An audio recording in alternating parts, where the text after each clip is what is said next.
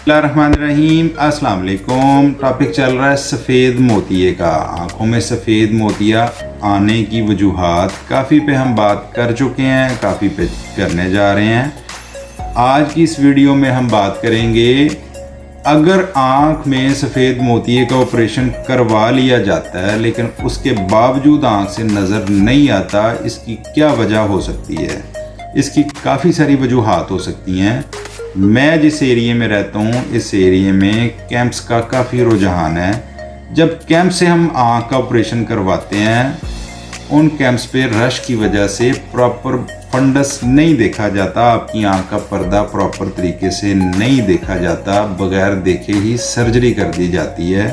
Phaco surgery करके आपकी आँख में लेंस डाल दिया जाता है। अगर आपकी आंख में कोई शुगर की वजह से असर आया हुआ है, या कोई ब्लड प्रेशर का असर है, या किसी चोट लगने की वजह से आंख के पर्दे पे कोई असर पड़ा हुआ है, वो भी बज़ाहिरन देखने में ऐसा ही लगता है जैसे सफ़ेद मोती है। तो कैंप्स में हम जब जाते हैं तो वहाँ पे इसको सफ़ेद मोतिया समझ के ही ऑपरेट कर दिया जाता है, जिसका नुकसान बाद में क्या होता है, पेशेंट को नज़र नहीं आता।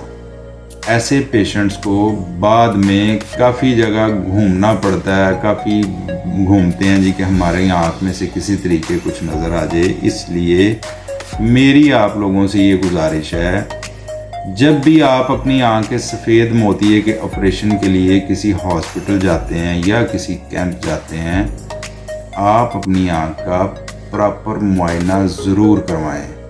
इसको करवाने से कम आपको आपके फंडस का आइडिया ज़रूर हो जाएगा कि कहीं किसी शुगर या ब्लड प्रेशर की वजह से कोई असर तो नहीं हमारी आँख पे।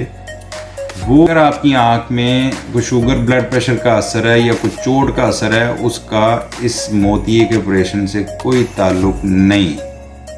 इसलिए इसका जब भी आप ऑपरेशन करवाएं, एक प्रॉपर मुआयना करवाएं।